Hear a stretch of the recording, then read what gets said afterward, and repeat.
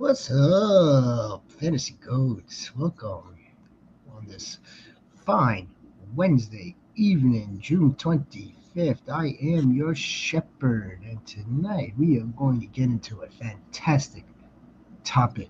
We are coming in hot, just like the heat wave that is basically just smothering many of us across this country. We are going to give you must draft league winners. Yes, love it. But before we do that, I do want to say hello to the guys.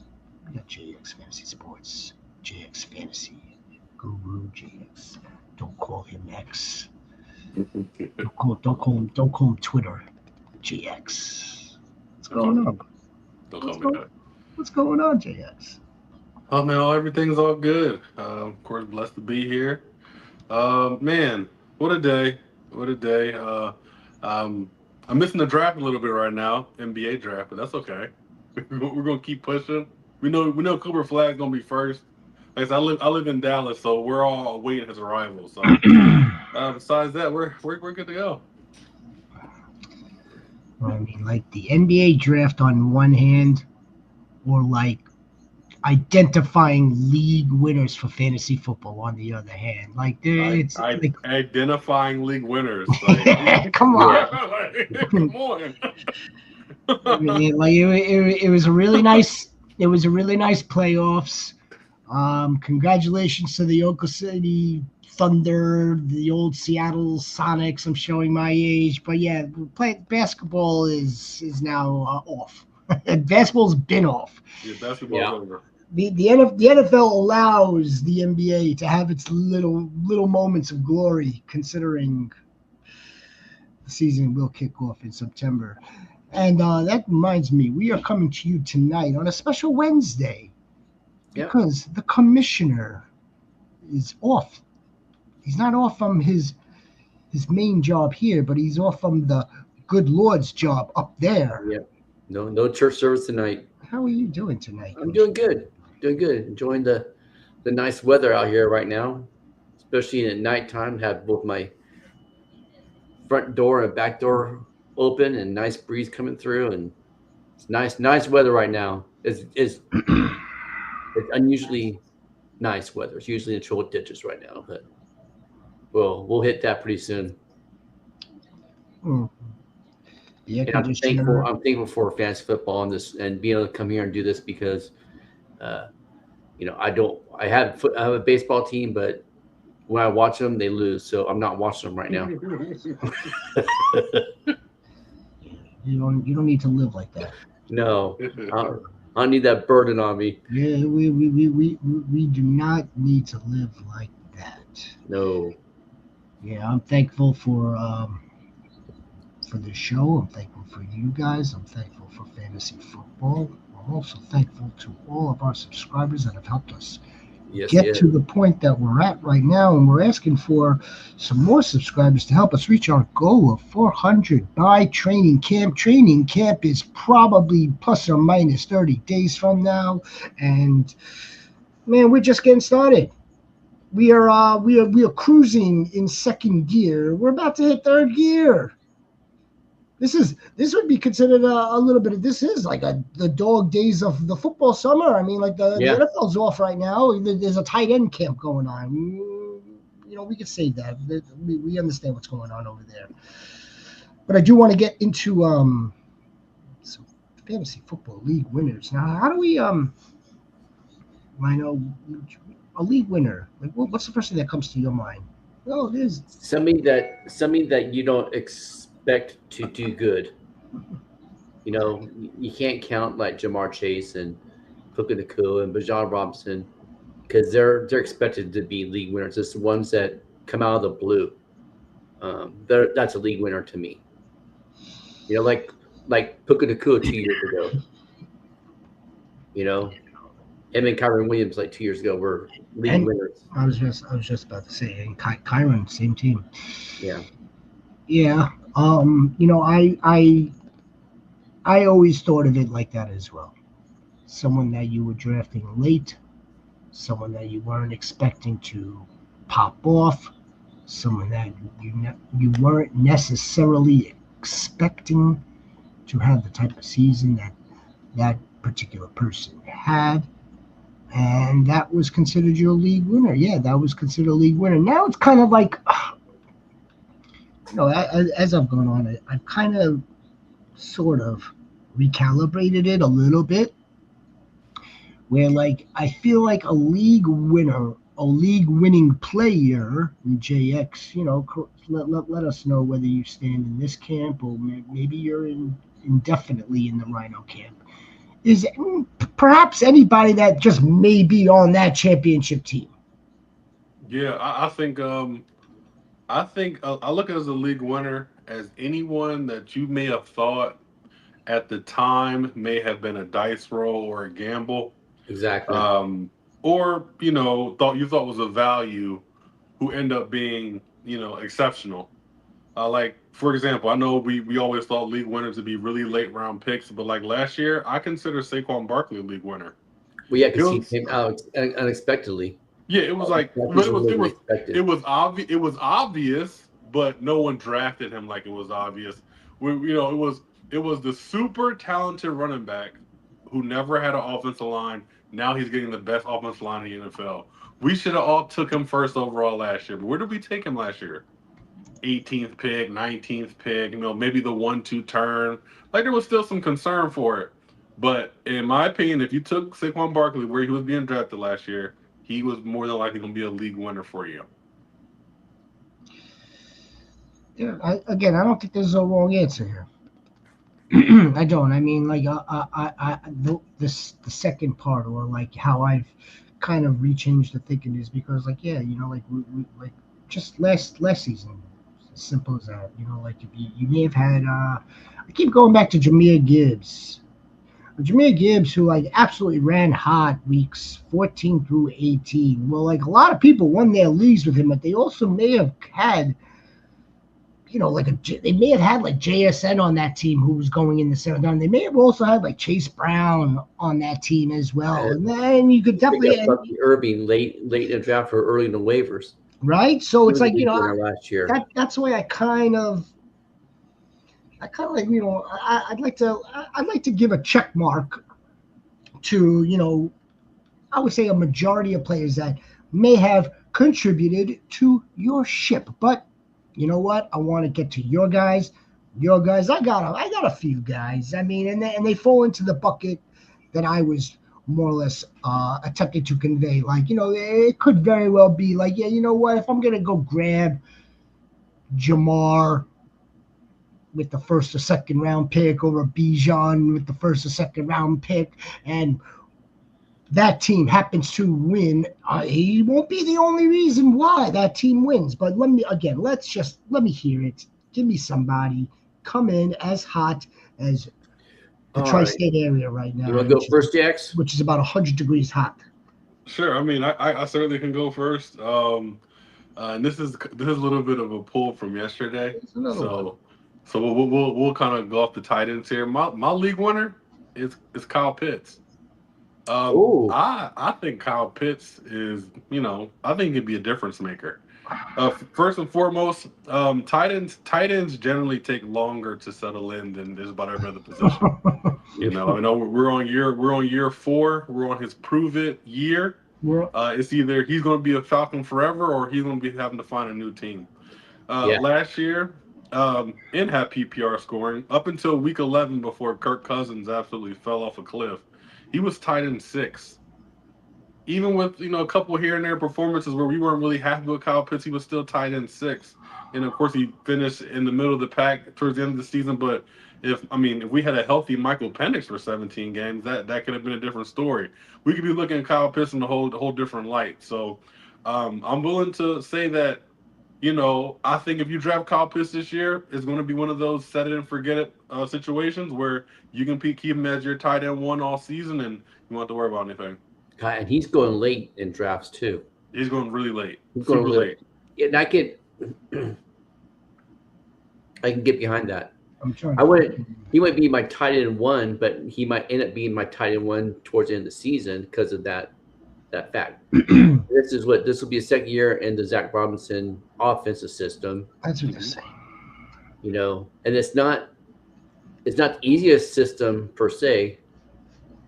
Oh my guy, Rugby Rob.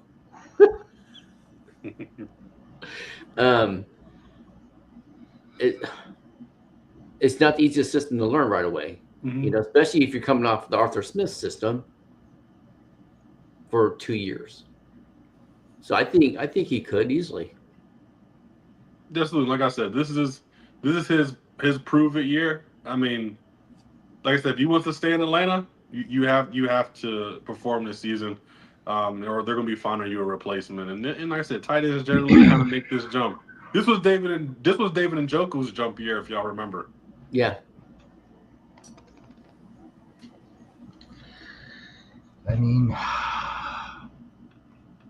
it's been what, 4 years? He's going on to his fifth year, right? This is his 5th season. This is 4th season. Yeah. This is his 4th season. Mm-hmm. Oh, he's got to be like the youngest 4th season player, also. I mean, maybe there's a maturity thing. I mean, I can't discount that. Maybe there is also a professional or behavioral thing, which is kind of like maturity. I mean, I don't know. There's also there's some reports. I'm not sure how credible they are, but there's some chatter that he doesn't really know the playbook. Henceforth, perhaps that's why they're coming out saying that him in this offense in the second season will be a lot improved because it took getting used to last season.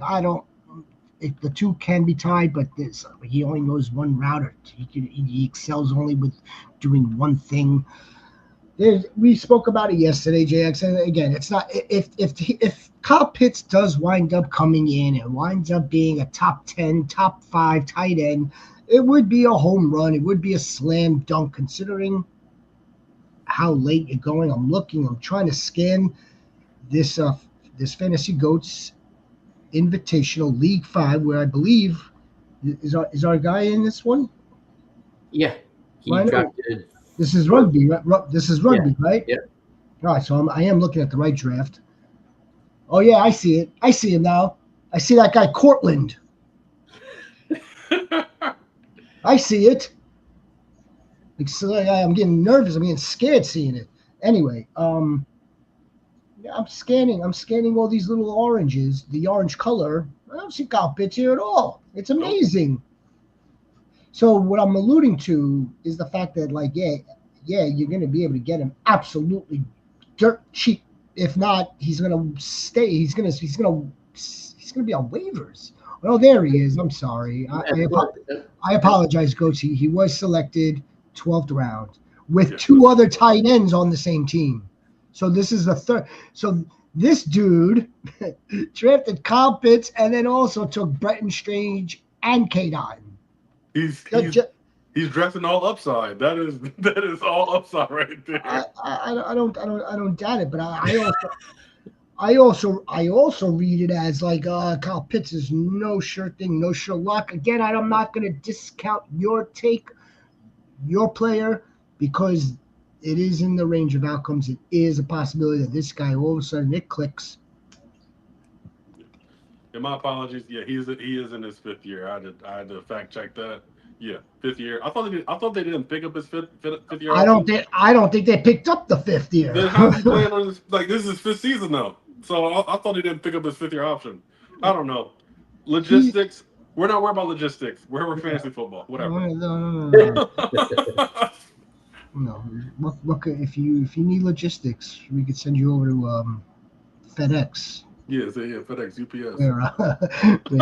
Where, God rest the owner and the founder's soul, and his son is the offensive coordinator at Tight End University in Pittsburgh. Rhino, give me somebody. Rome Odunze. Hopefully it's not a tight end. No, Rome Odunze. It's Rome Odunze.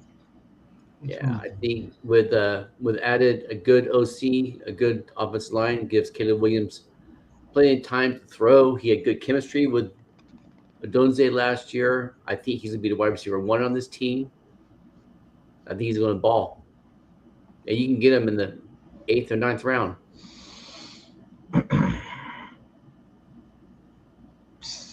Well, he's a riser now. Yeah, he is rising. He is rising. The jig is up. The jig is out. Like, you can get Romo Dunze in the middle of your draft, and he's a potential league winner. Very much so. And so is Caleb Williams. I'll do that hand in hand. Caleb Williams is definitely a potential league winner as well at quarterback. If he cracks that top 10, top 5, I don't know if he could get past 5. He'd have to throw a shitload of touchdowns. He'll have to have over 4,000 yards. No Chicago Bears ever done that. But I think that we've seen the absolute ceiling of DJ Moore. Yeah, I don't think we touched the ceiling for. I think Lex Luthor is there once he gets fully healthy and clear to participate at training camp come next month. I think Lex Luthor is there as a good athletic, call it a gadget. I mean, like a glorified gadget. I'm sure as time goes on, as more games goes on, he will, perhaps, knock on wood, fingers crossed, blossom into a more well-rounded wide receiver. I don't think he starts off that way. However, we have a top 10 drafted wide receiver last season in Rome Odunze. I saw a clip. This might have been last night or 2 nights ago. I saw a crazy clip. Rome Odunze just put on the nicest little move. Not even like it was like a double move, but it wasn't a double move. It was just like broke the dude's ankles. He was wide open in the end zone. Caleb missed him. Well, I mean that happens with the best of them. It really does. But he didn't miss a lot of passes last year, but he was also under address a lot. 68 sacks. So if he cuts that down in half. Look, if Rome Odunze could stick around here, 7th, 8th, as long as he doesn't continue to creep up too much, and I don't think he will. He may maybe get into like the late part of the 6th round when it's all said and done in August. Maybe.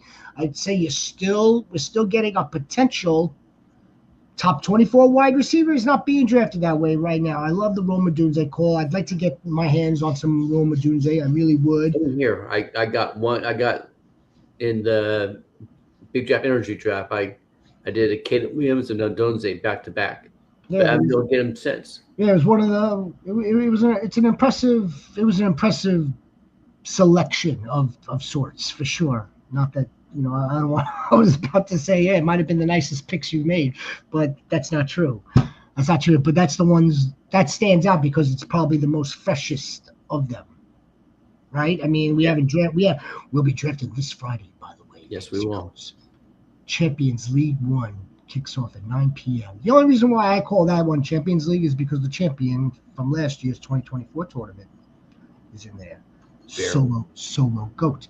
And by the way, Snake Draft Sam. Now, you remember what I told you yesterday, Rhino, when these guys were drafted, or 2 nights ago, when Snake Draft Sam made his first pick? I'm like, oh my God, it's Derrick Henry he drafted. And I was like, oh no, I hope this is going to go south. Snake Draft Sam put together a nice roster. Yes, he did. JX, are you ready to hear this Snake Draft Sam's team?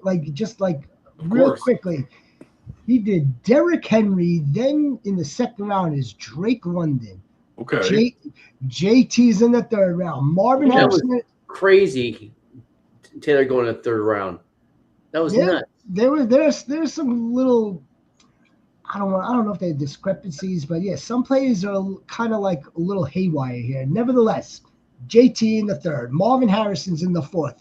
He went Pat Mahomes in the 5th, Xavier Worthy in the 6th, Rome Odunze in the 7th, back-to-back tight ends, 8th and 9th round, Mark Andrews and David Njoku. Isaiah Garendo, his backup quarterback, Rhino's own Stafford. It's a good team. I like the team. I do. That's a very good team. Yeah. I'm not gonna lie. You went with Derrick Henry 1.7. I really thought it was gonna go south from there. I did. 1.7. Middle of the first round. He drafted Derrick Henry. Now, and I kind of understand the logic to it also. It's because, like, okay, if Derrick Henry was like 25, 27, Derrick Henry would probably be even a couple of steps ahead of that 1.7. But because Derrick Henry is 31, Derrick Henry was going later than that. What a steal JT was. Yeah, no, it's a good look. Still. Derrick Henry and Jonathan Taylor are RB1, RB2. I would hope that my team would stack just as well if I had to play you. Anyway, while we're speaking of back-to-back running backs and running back tandems, I'm gonna go Rhino, JX. I'm going into lands that we haven't seen before yet. He was a waiver wire guy last year. For a little bit, we kind of toyed around with the idea that perhaps he was going to get some standalone value, but then the whole entire season went up in smoke for that team, and that is the New York Jets. And we are going to go back to this running back room with Braylon Allen. Now here. Okay. So, first things first. Okay, I think that this Jets offense and how they want to emulate that Lions team for the last few seasons is real. It absolutely is. I saw, again, another clip, and I'm thankful that the guy that actually attached where he got the clip from, citing his resource, which happens to be NBC, said that, look, it's no mistake that the offensive coordinator, or he was a running backs coach, or he was on the offense last season. Now is the play caller, offensive coordinator for the Jets, was a architect, or he had his hand in on the Lions rushing attack. They're gonna want a Thunder Lightning here. They're gonna want a Monty and a Gibbs. It's gonna be a Brees. A Gibbs in the Gibbs part. Hell yeah! It's gonna be a Brees Lightning to a Monty Braylon Allen. Now, it'd be foolish for us to think that these guys are just carbon copies. They're not. No. However, look, I don't think it's out of the realm of possibility that if you were to draft Braylon Allen in your with your last pick, or don't draft Braylon Allen, because you may not have to, but yet get him a couple of weeks later you'll have to drop somebody, but just pick him up.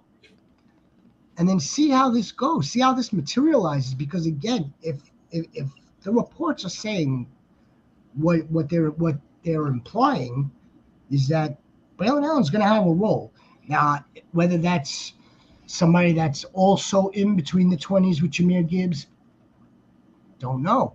Is that somebody that's going to come in the red zone and get fed 3 times into whether if they could capitalize or not? Don't know. What I do know is what we've seen out of David Montgomery. Last 2 seasons, double-digit touchdowns, around 1,000 yards. If Braylon Allen gets 800 rushing yards, just doing that Jamal Williams type crap. Do you remember that season when he had 17, 18 touchdowns? And it also reminded me of something, too.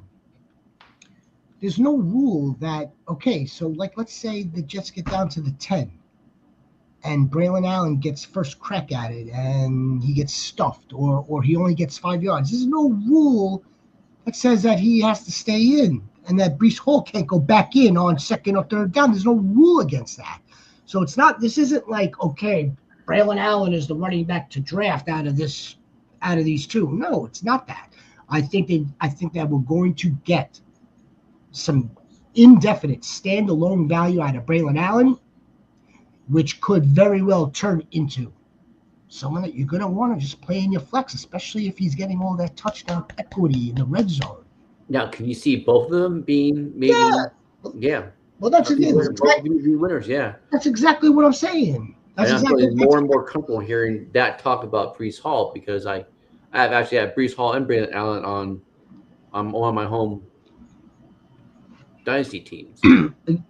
Again, I mean, nothing is stopping Breece Hall from getting the attempts in the red zone. Nothing stopping Brees Hall from getting first crack or first and second down early work. Or I can probably make the argument that Brees Hall would most likely be playing on third down and playing in consecutive series just because he's an excellent pass catcher. I don't think in any way, shape, or form that this is an indictment on Brees Hall. No. No.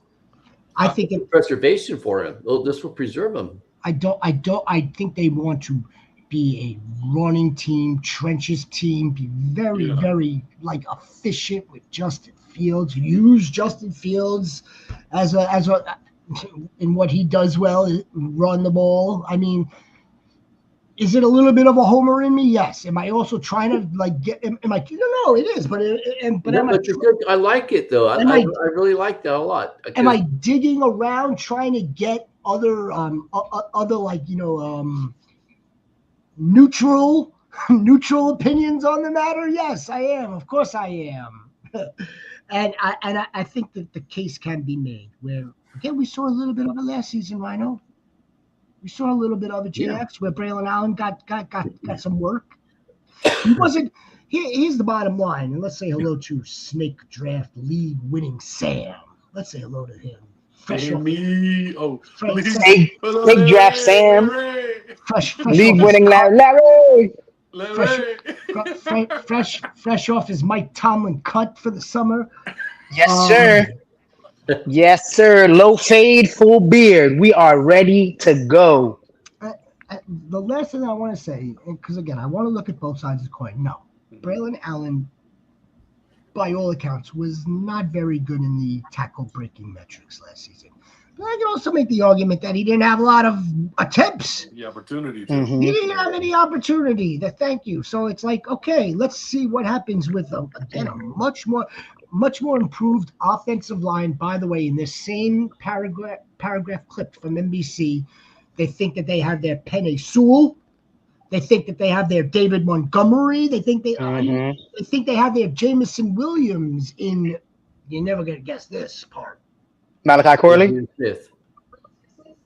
It blew my mind, and it's worth mentioning because I think we've all forgotten about him. Josh Reynolds. Oh, jeez. Oh, wow.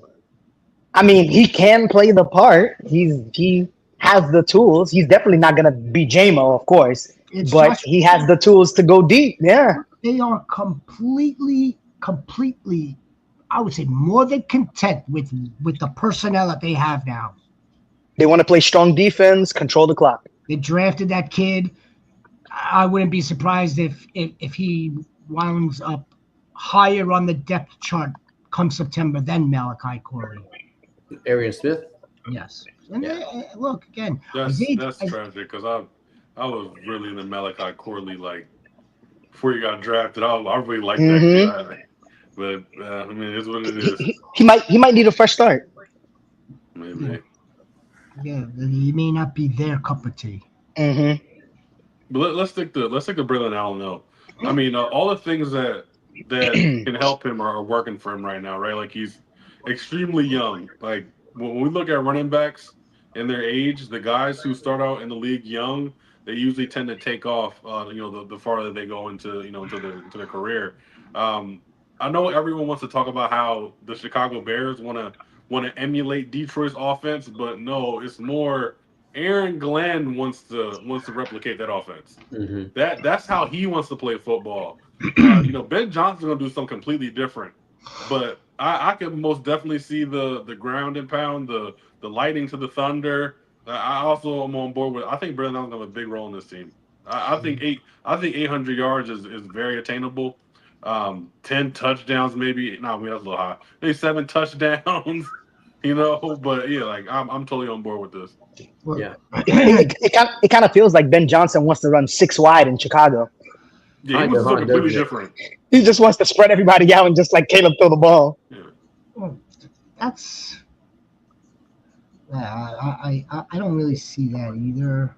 But nevertheless, yeah, they want to be as close to the Detroit Lions as possible, and why not? I mean, the Lions for the last few years now have been tops in the league and everything they Let, want. Plays per game, fucking let's hope points. let's hope the Jets defense is much better than the Lions defense was. Different story. I mean, we know. Well, I mean, okay, so Aaron Glenn is defense, but there, of course, he wants to be all over. He wants to be hands on, and I think that's the approach that we're getting. At least that's what is being shown, that he's on top of all of it as a head coach would be, not just calling the defensive plays like Robert Saleh did. Right.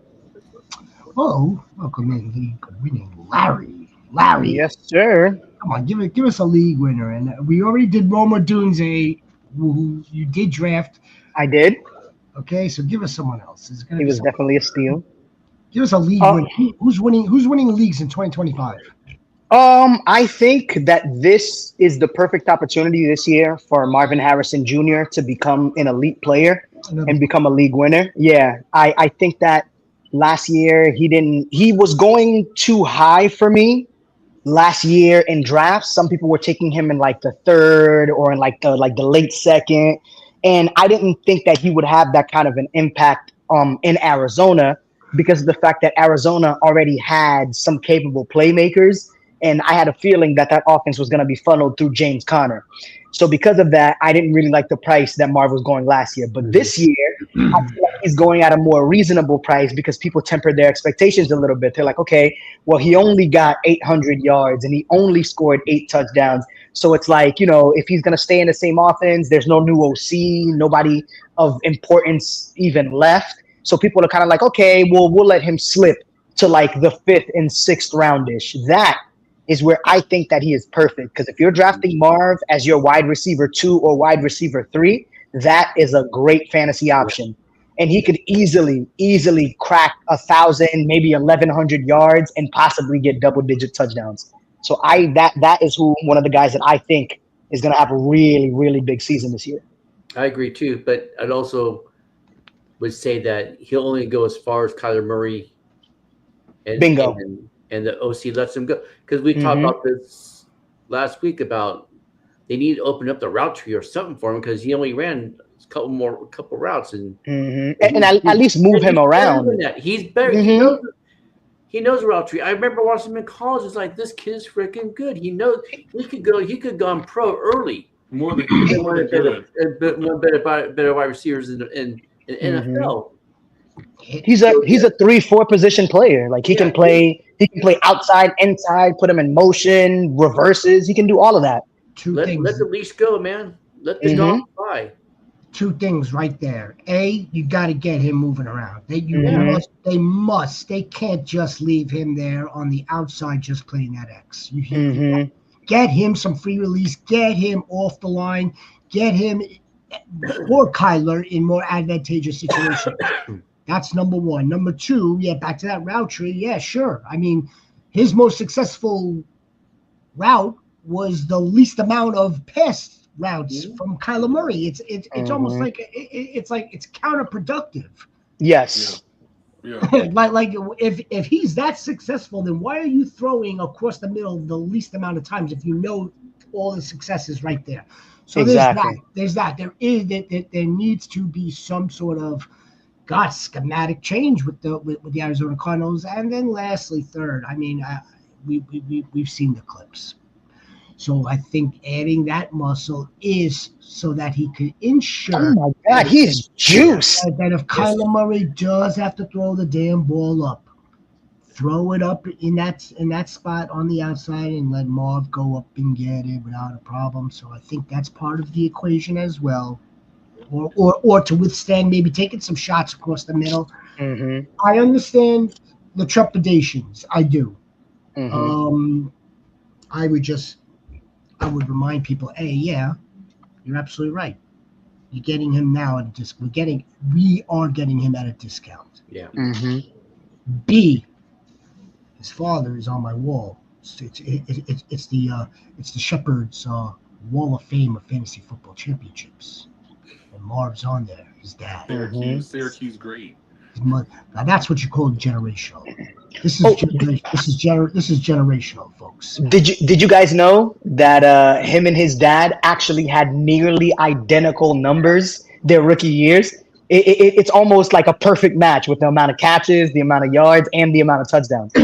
But year two, yeah, and if that continues to, let's say, copy, right? Then we would expect Marvin Harrison's wide receiver 1, fantasy football player 1 come year 4, because that's when seniors was. I don't think it'll take 4 years, but I don't think it will. And lastly, if we, let's say we're wrong on this, and Marvin Harrison does wind up just getting like another pedestrian 808 with like 65 catches, then at least then I think we'll have a better idea of where the issue lies. And it's not with him. It's not with him.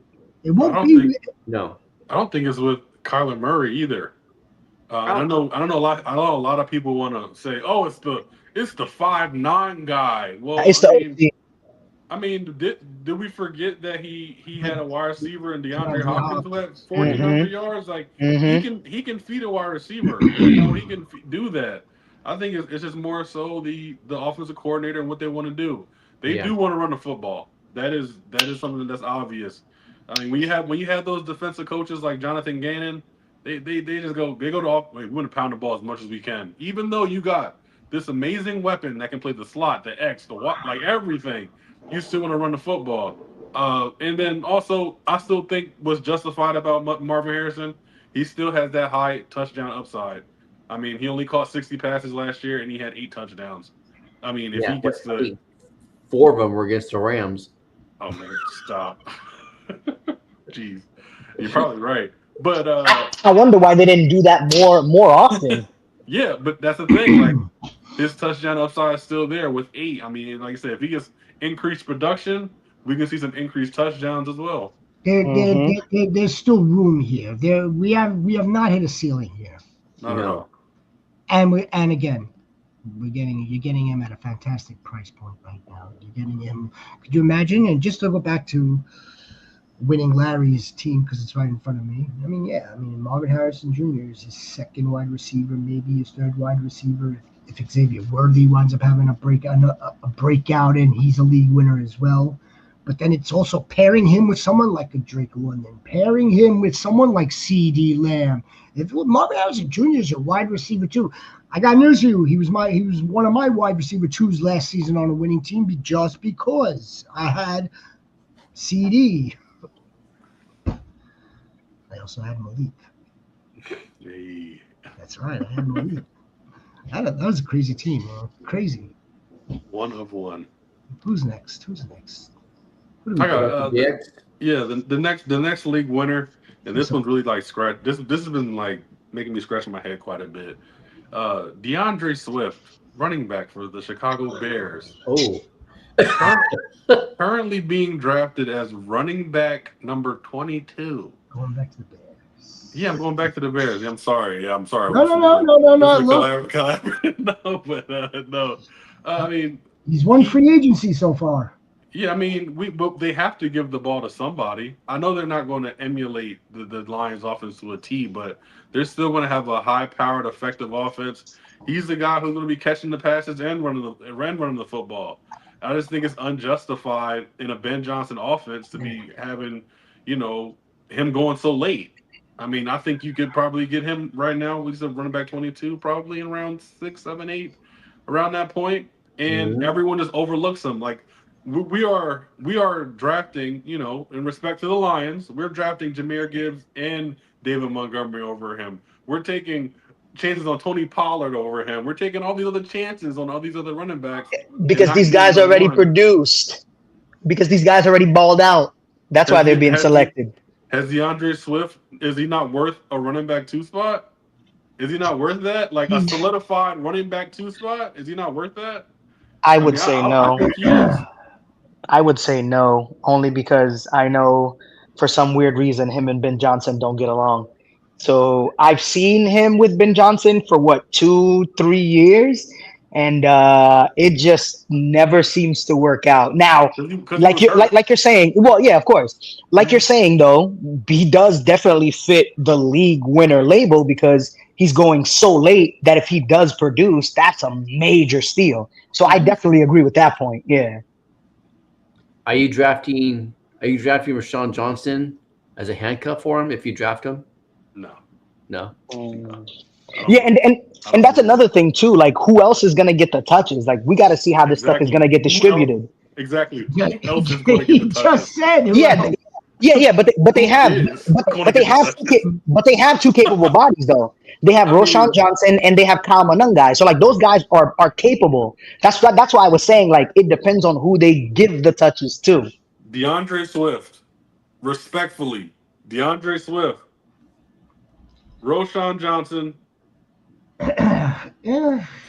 No, Kyle Manungai. you can't put DeAndre Respectfully. Swift that far ahead of two guys that have healthier knees than him. You can't do You're, that. you're, you're saying that, but we've seen a guy who had 1,000 yards in back-to-back years. Who? DeAndre DeAndre Swift? Swift, Yeah, yes. but like barely. He had a full time role both those years, or close to a full time role, and barely cracked 1,000 yards. Yeah, that's 1,000 yards, and you're getting him at a running back number 22. And Howie had him for 1 year. That was the end of it. Mm-hmm. Hmm.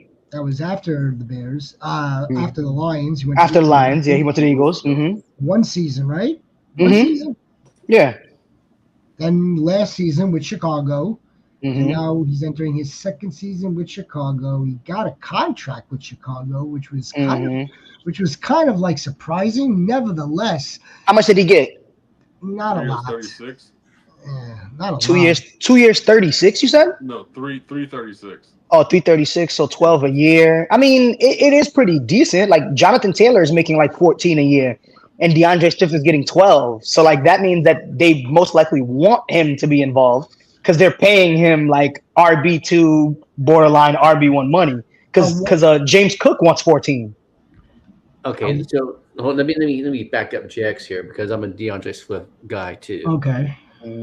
Just I'm not going to. I'm going to discount last year because any running back running behind that offensive line was going to have a shitty year. Fair. They did everything they can to shore up that offensive line. Give him a good offensive line, and look what he can do. I think he can be a league winner easily. I think he's going to surprise people.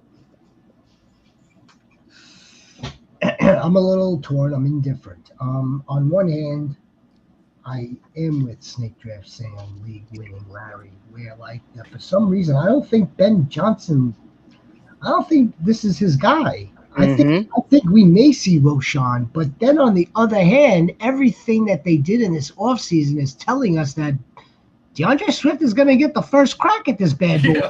Yeah. Yeah, of So course. it's kind of perplexing to be honest with you. And yeah, DeAndre Swift has kind of he stayed healthy, but he's at that 1,000 yard threshold. Nothing spectacular otherwise. He's not gonna like completely bottom out either. Yeah, he lost his Georgia juice, unfortunately, after he got hurt a couple times, a couple lower body injuries. Like he's like right now he's like juiced up Devin Singletary for me. Okay. That's how I feel about him. It's like like he's not gonna be a terrible back by any means whatsoever, but Very, very competent football player. He may not right, be asked to be in there on third down because I think right. that was part of the problem with the Eagles as well. Like he just was not good at pass pro. But again, it's like they could have went out. They could have signed J.K. They could have went for Chubb, both injured backs, and they're like, you know what, we're okay with this They guy had Manungai. 1 in a million chances to draft every running back. Yeah. There was And that's what 16 running backs available to Yeah. draft. And they were like, nah. And that's why I said, that's why I said it really feels like Ben Johnson wants to run 5-6 wide. Like it feels like he wants to spread everybody out, find the mismatch, and get that person the ball. They And that works in DeAndre Swift's favor though too, because he's a better receiver running back than he is. Exactly right. It does. I mean, like yes, that's why it's kind of like head scratching. Like on one hand, I'm kind of in that camp where like he fell out of favor even when he was healthy in Detroit. The Ben Johnson was just giving Jamal Williams all the work down the stretch. Yep. Was that Ben Johnson or was that Dan Campbell? I think that was Ben I Johnson. think that was Ben Johnson too. Mm-hmm. I think it was. Yeah, they could have spent that. They could have spent the second round pick on a running back, not Luther Burden. So yeah, everything is telling us all right, here's our serviceable running back. He'll be an RB2 for the most part. I don't think he'll fall out that far. Maybe he'll have some shit weeks. Maybe he'll be a league winner. Maybe that down the stretch. I don't see it, but again, league winner, Mike Camp, if he's on your championship roster as your RB2 or in your flex, he's a league winner. DeAndre Swift. This could be a career. It could be a career year also. This is like where you're drafting him and how you strategize your draft. Okay, however you strategize. If you're somebody like me, okay, who favors the running backs high, could you imagine having Let me. Hold on. I'm gonna finish that for you. Kyron Williams, Breece Hall, Quinshon Judkins, third running back on this team, and then DeAndre Swift is the fourth. Oh my goodness! Yeah, that's solid. That's solid. Good. That's like super low risk, very high reward. That's solid. From our friend Rob, who was on here just a little while ago, who also he had the 101. The only pick that I don't like is the Cortland Sutton pick. Other than that, I love this team. He's got Cam. He's got Cam Scatterbrain. He's got Scatterbo after Swift. Yeah, it's a heavy RB team. Nevertheless, yeah, look. That's why the NFL is so fascinating. That's why fantasy football is so fascinating. We're going to be with you every step of the way, Fantasy Goats. Commissioner Rhino, why don't you give us one more? And then, all right. Trayvon Henderson. We'll be on our way. Trevion. Oh, yeah. Trayvon Henderson. Oh, yeah. He would be a league winner. I know they're saying Ramondre he was going to start. He can start all he wants. But Trayvon Henderson, he's going to take over. Easily take over and easily have 50-plus receptions. Easily have 1,500 yards from scrimmage. Yeah. Easily have 10-plus touchdowns. Because one of the things about, the best spot for him probably Clan was the Patriots because they don't have playmakers like him. They don't. They're going to use him. Josh McDaniels is going to use the shit out of him. Bingo. He loves pass catching running backs. Yeah. James White. And he's a thoroughbred compared to James White. Oh, yeah. Trevion Henderson is legit. And he stayed at school. He stayed at Ohio State his last season because he wanted to work on his third down usage. He wanted to become a better pass protector. He wanted to become a better pass catcher. He obliterates people in pass pro. Yes, does, he puts people down. Pancakes people, man. Yeah. Sure. Yeah. Love that. Injury. What injury? Wasn't he injured? Yeah, the year before. Yeah, he was injured the year before. What was I going to say? It wouldn't surprise me, gentle goats. Trevion, if the roles just got reversed, got swapped, where Ramondre Stevenson was then now playing second fiddle to this rookie. This is what I can tell you, and I'm sure that three of you will agree. Okay, you've been playing this game now for 22, 23 years. A rookie or maybe more than one rookie winds up absolutely catapulting at some point in the season and winds up being a league winner. Oh, yeah, it's always multiple. It's always multiple. In most cases, it probably is. Well, I'm not sure if I'm thinking quarterback. I'm thinking about either wide receivers and running backs. Yeah, skills players. It is a given that a rookie is going to wind up being like an absolute smash for someone's lucky team, multiple lucky teams. Is it going to be Trevion Henderson? Now, that remains to be seen. There's no reason to think that he could not get the majority of the snaps here in New England. We know he's a fantastic pass catcher out of Ohio State. We know the head coach. Everything that Rhino's highlighting, there's not much that we could kind of dispel here. Trevion Henderson could very well be a league winner for you. Again, And wide receiver and running back are the two positions that translate the fastest to the NFL. I mean, So if the talent is there, the talent will float to the top, and you'll see it like right away. like JX, I mean, right back to like this last example that we said, okay, like so if you got a Kyron and you've got a Brees Hall, if you're RB heavy, then imagine just you're selecting Travion Henderson in the 6th round. In, You're, in, my, you're in the Scott Fish Bowl, the second round reverse, I did the two. I did Josh Allen and Joe Burrow. Then I did Garrett Wilson and JSN, and then I did Travion Henderson and Quinshon Junkins. Ooh, those are some pretty good terms. Yeah. Yeah. See, I hate to be like on the opposite side of this, or really, because I know how much you guys all love him, but I'm just not. both sides of the coin. Both sides. Yeah. Yeah, exactly. I'm just not big on the Travion Henderson camp. Now I do think he's a great football player. He's a great football player, but I don't think he is going to translate to yards, touchdowns, like to the way people think like he's going to be. Yeah. Why not? I think so. Because I don't really want to make it into like a scouting show, but he has very questionable vision. His long runs or layups at Ohio State, and he doesn't have that same opportunity with the Patriots. Did you see the play against Texas? Yeah, I saw all the plays. If that's not prime like vision and him making something happen, like the dude has it. I've seen all the plays. I've seen him. I have. I see how unelusive he is. Now he's super fast. Stop it. He's super fast, but he's very unelusive. Stop it. And then to like just kind of cap it all off. So Josh McDaniels has 10 seasons as the OC with the Patriots. The running back 1 on average was running back 22 in half PPR. The running back 2 was running back 34 on average. So Josh Daniels also doesn't have the greatest track record of having high efficiency running backs for his offense either. He hasn't had a running back that's lightning in the bottle either. That's true. Yeah, he hasn't had a running back.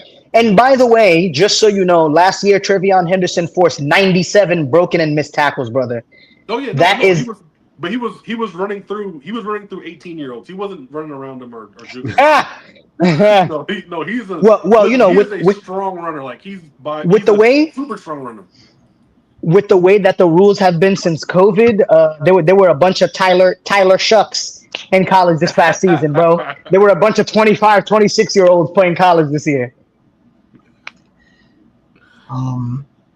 Here's the other thing. And again, I don't mean to play devil's advocate, but I think that it's part of my nature. B, it's good to be objective to look at both sides of the coin. If in fact that Travion Henderson is a really good football player, it doesn't always translate fantasy. Just like James White didn't always translate to fantasy. Right. James White was a damn good football player for that team, but and he was a very good pass catcher. But there's just like some of these dudes that are collegiate standouts now enter the NFL. It's a completely different ball game. Only very, very small. I gotta tell you guys, small percentage of these guys are going to make it. Mm-hmm. We want Woody Marks to make it. Yes, we want Jadon Blue to make it. Of course, we want to see Ashton Genty be freaking generational. We want Travion Henderson and Joe. We want these guys. Not all. I can promise you, in 5 years from now, when we're on, I don't know. I don't know which. I don't have the crystal ball to tell you which one is not going to make it, or how many are not going to make it. Nevertheless, Travion Henderson is he's a good pick because again, and a couple of other things too. It's because of Mike Vrabel that I like him a lot, because I know that Mike Vrabel is going to come in. He's going to want to establish the run game. He wants to run. Yeah, he wants to run the ball. And that was made even, more evident by their first round pick. Like they went with the left tackle. They got Morgan Moses. They got what's his name? Cushionberry, I think, as their center. or whoever it is that they got from the Vikings. I think someone like that. But like they got a guard, they got a center, they drafted an elite level left tackle. So like to me, that says that they want to get their running backs involved. They brought in a whole bunch of guys on defense because they want to start controlling the clock and start milking the clock some. And when you have a quarterback who is talented and very capable, like Drake May is, it presents more scoring opportunities for your running backs because it's more likely that you'll get in the red zone when you have a supreme talent at quarterback. So it's like the situation is there. Could he absolutely flop? It's in the realm of possibility, absolutely. Yeah. But everything is pointing towards him having the opportunity to be impactful and to be effective. Yeah, I could buy that. I definitely can. And I could also buy and definitely see Ramondre Stevenson losing his job. Exactly. I can see that.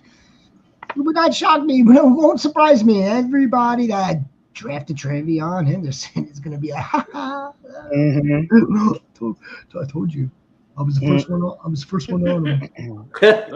Can I give one last one for the road? Please. Road. My league winner this year is Anthony Richardson. I drafted Anthony Richardson in my last draft in the 15th round, bro.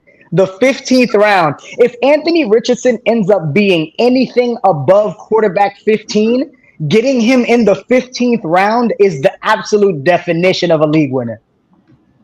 You got Jax dancing. You got Jax dancing. That's how I'm going to be dancing around October, November if Anthony Richardson pops off. Because if that happens, I'm probably going to end up trading either Mahomes or Stafford to the highest bidder, and then just keeping AR and whoever else I got left. I think there's nothing for me to say about it. I don't need to say anything about Anthony Richardson. I've had dissertations about it. I don't understand how anyone in the state of Indiana has any confidence in Daniel Jones to do anything. I don't understand it. They're counting on him to keep the ship steady. That's what it is. Yeah, no. Yeah, but we don't care about that. Is an absolute athletic, just like what are we talking about? Perfect 10. Perfect 10 RAS score, man. Perfect 10. I don't understand this. Like I said, I just wish he was built like Josh Allen. Like I wish he had Josh Allen's endurance. If he did, I think that would be amazing. But for some reason, he's just one of those guys where it's just his body's taking too much punishment, and that's the part that sucks. If he just barely scratches his ceiling this year, oh yeah, he's went to Josh Allen's quarterback guru. Yeah. And the few clips that we saw of him in like a mini camp and stuff like that, he looks like he tightened his throwing motion a little bit. Like he looks like he's gotten he's using more hip. Yeah, he's using more hip than because before he's 250 something pounds. So he was using his upper body. He was throwing his whole torso and stuff. But when he uses his hip and his lower body to bring the power through, if he can do that consistently, he will be fantastic. JS has that pastor's look face going on where he's ready to just say the word, man. Listen, I'm over here just sitting. I'm just letting all the doubters say what they want to say. I'm quiet. I mean, listen, look. When Indianapolis wins the Super Bowl in 5 years, I guess it's gonna be me. I will be. I'll be right there with you.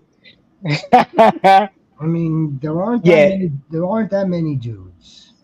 Lamar Jackson, Jaden Daniels is probably in this group that could throw 2 touchdowns and run for 2 touchdowns and score you 40 points on any given day.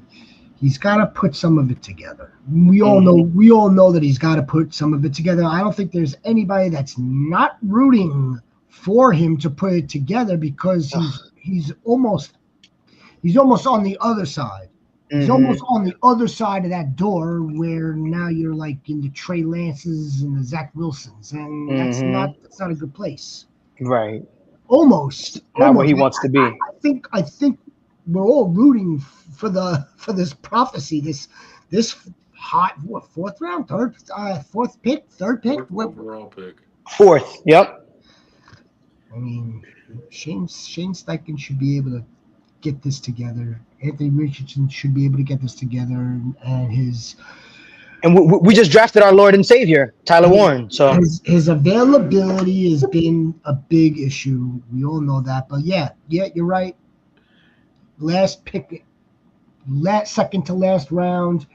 If you want to add Anthony Richardson as your second quarterback, hell, I wouldn't necessarily recommend you drafting 3 quarterbacks in redraft, but okay, fine. If you don't want him to start off as a free agent because someone might actually snatch him. Yeah. I did that twice. I did that in 2 drafts for that reason exactly. I drafted 2 quarterbacks, and I said, what's a 15-round draft pick? The 15-round draft pick usually is somebody you end up dropping after week 1 or week 2 anyway.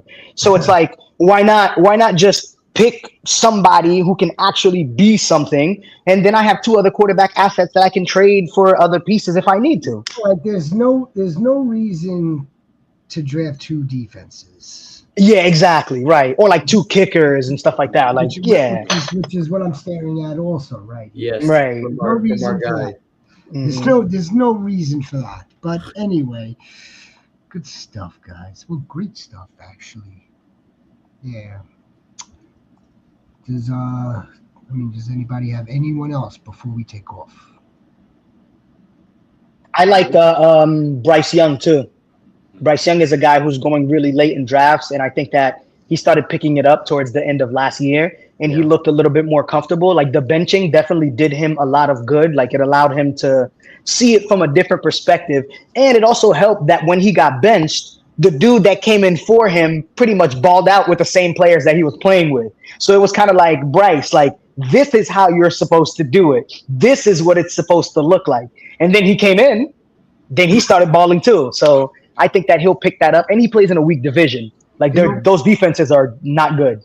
It'll be fascinating to see, right? Like, so a lot of teams are drafting 2 quarterbacks. So, I mean, we've seen that in our first redraft. We're seeing it now.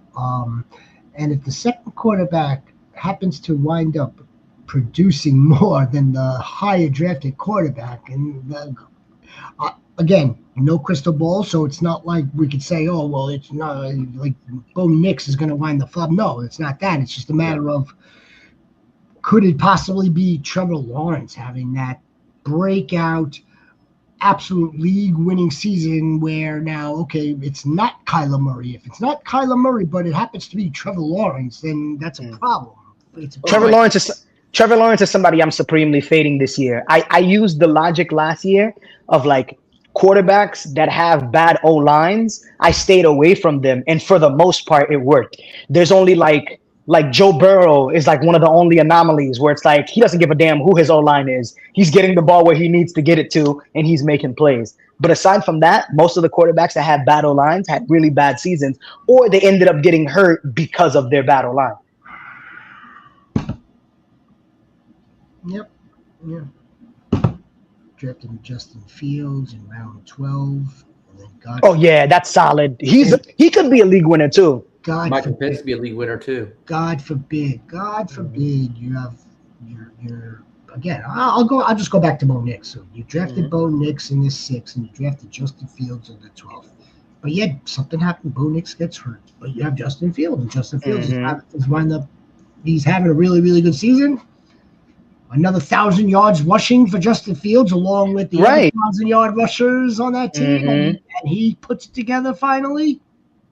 Like I don't understand why. Like I get why people don't like Justin Fields as like a real life quarterback, because he's not the prototypical like pocket passer. He's not going to drop back and throw 30, 35 times a game.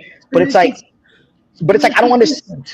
Yeah, but it's like I don't understand why people don't like him in fantasy if all he does is score fantasy points. Like it's just what you said. Like it's that fine line. Like his actual play in real life makes you think how he's in fantasy, and right, like that's all it is. I mean, because it's not even that he's not a prototypical pocket passer. He's just not a really good passer. But it doesn't matter. He's going to score fantasy points. Right. And especially if you have leagues where rushing touchdowns are worth the same as passing touchdowns, like Justin Fields is legit. He can possibly average 17 to 20 points a week just from him a couple scrambles, him taking it in inside the fives, him dumping one off, or him throwing one to Garrett Wilson. Like I think he's a solid option. Mm-hmm. I was singing Robert's praises about 5-10 minutes ago with the stacked running back room that he has. Kim Scatterbo, DeAndre Swift. What happens if both Roberts' defenses have bad matchups? Then what? And then I got to the bottom of his draft with 2 defenses, and that's when he comes back to like slam us. You're like, yeah, no, I can't do this.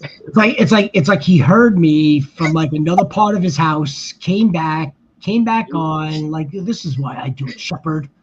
Our guys at work right now. You just keep doing it. Keep doing it. That's all. Mm-hmm. We'll see you in the championship. All right, guys. Well, that's all for me. You guys have anything left you want to take us out with? No, just make a difference, be a difference, man. Mm-hmm. Have a great one, and remember, in the later rounds, draft high upside players that are in good offenses. Yeah, it's not a bad strategy. We'll be back this Friday. Go Cubs. Yep. Go Cubs.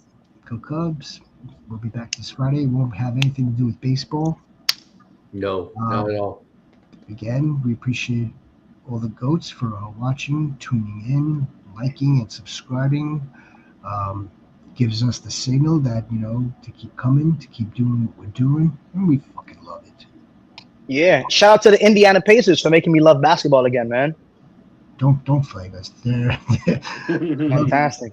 They're against the Saints. I love Fields. 1,000 rushing yard upside. It's true. Upside. Mm-hmm. Very true. The Jets are going to be a running team. Oh, absolutely. Yeah. Absolutely. That's in like the owner's DNA. Mm-hmm. And then now they brought over a head coach who believes in the same thing. So it's like the Jets are going to be tough, man. Like the Jets are going to, I don't think that they're going to have a lot of games this year where they get like blown out or embarrassed. I think there'll be a lot of games where like they're fighting deep into the third, maybe early fourth quarters. Like I think the Jets are going to have some grit. Like, y'all remember a couple years ago, and I don't know if this is popular. This is the Braylon Allen thing. Like, you remember how deep of a rushing team they were about 2 or 3 years ago? Like Khalil Herbert and gosh, who else was the running back there? I can't remember. Michael Carter. Carter? Michael Carter team. For the Jets or for the Jets? Yeah, the Bears. It was Bears, the Bears. It was Justin Fields, their quarterback, but they had Khalil Herbert and somebody else. David Montgomery. Yeah. Oh yeah, David. Yeah. And like whoever started, it didn't matter. They were going for 100. Yeah. Like I can see that kind of happening with the Jets too. Like yeah, and them in the red zone, their red zone offense was fantastic because it's like you never had to pass the ball. You didn't have to. You could if you got a good mismatch, of course. But those 3 guys at the goal line, I expect Fields to open up a lot of holes for Brees. And Brees is the kind of explosive runner where it's like if you give him a crease, Brees could have a lot of like 30, 40, 50-yard runs this year. I'm all for that. And a better offensive line ultimately. Of course. Mm-hmm. Yeah, Jets. I'm gonna have to make my way to a Jets game this year. All this optimism. Yeah, right. The Jets. It's the Jets. we don't get too excited. That's what my boss says. That's what my boss says. He never gets excited. We don't get too excited. It's the Jets. Mm-hmm. All right, guys. Great stuff. We'll be back this upcoming Friday, 8 o'clock. Yeah. Excited for this show. Excited. Yes, sir. It may not. It may be a little bit after 8 o'clock because we want to time this right with the 9 p.m. start of Champions League, Fantasy Goats League 1. Yeah. All right, guys. Season's almost here. I cannot wait. I love it. Next week. Yeah. All right. Have a wonderful evening. Thank you very much. Good night. all right, guys. Good night.